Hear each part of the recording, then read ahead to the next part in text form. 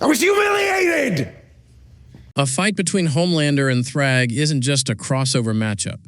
It's a question of what Invincible actually means in two completely different universes. On paper, both characters sit at the absolute top of their worlds. Homelander is the peak of Vought's experiments in The Boys, a near-perfect weapon designed to be untouchable. Thragg, on the other hand, is the Grand Regent of the Viltrum Empire in Invincible, a species bred purely for conquest across galaxies. So who survives? The honest answer is uncomfortable for Homelander fans. This is heavily tilted toward Thragg. Strength and durability gap Homelander is incredibly strong by human standards. He can lift aircraft, tank military-grade weapons, and overpower nearly every super he encounters. But his feats are still grounded in a planetary-scale universe where most threats are relatively localized. Thragg operates on a completely different level. Viltrumites regularly survive space travel, planetary impacts, and sustained battles that reshape cities and landscapes. Thragg is not just stronger than most Viltrumites. He's stronger than almost all of them combined in raw combat efficiency and endurance. If Homelander tries to overpower him physically, the mismatch becomes obvious very quickly. Thragg has endured fights that last for extended periods against beings comparable to Omni-Man and Mark Grayson, both of whom already exceed Homelander in durability scaling. In short, Homelander hits hard, but Thragg keeps going. Speed and combat experience, Homelander is fast in bursts, faster than the eye can track, capable of blitzing humans instantly. But his combat style is often emotional, reactive, and based on intimidation rather than refined technique. Thragg is the opposite. His entire existence is warfare. He has fought across planets, led armies, and killed opponents who are themselves generational warriors. In a direct engagement, Thragg's ability to adapt mid-fight is on another level. He doesn't panic, he doesn't hesitate, he reads opponents like a battlefield equation. Homelander relies heavily on dominance. Thragg relies on execution. That difference matters more than raw speed.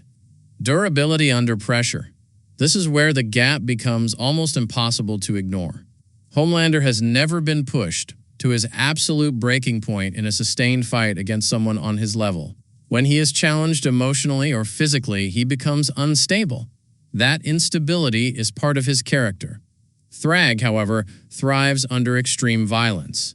He has been injured, surrounded, and outnumbered, and still dominated fights. Even when characters like Battle Beast push him, Thragg doesn't collapse or retreat. He escalates. If Homelander cannot finish Thragg immediately, and he almost certainly cannot, he enters a phase of attrition that he is not built to survive. Psychological factor. This is the one area where Homelander is unpredictable. He is not just a fighter, he is emotionally volatile. He fights with ego, fear of rejection, and deep insecurity. That can make him dangerous in short bursts because he becomes erratic and aggressive. But against someone like Thragg, that volatility becomes a weakness. Thragg does not try to intimidate, he does not care about status, he does not react emotionally to threats or insults. That removes Homelander's psychological advantage entirely. If anything, Thragg's calmness would likely destabilize Homelander further, because he cannot read a reaction from him. Heat vision versus Viltrumite durability. Homelander's most dangerous weapon is his laser vision. Against most opponents in his universe, it is lethal, but Viltrumites routinely endure energy-based attacks far beyond conventional weaponry. Thragg specifically has survived prolonged combat against beings with comparable or superior destructive output. That doesn't mean Homelander's heat vision is useless. It means it is unlikely to be decisive. At best, it delays the inevitable.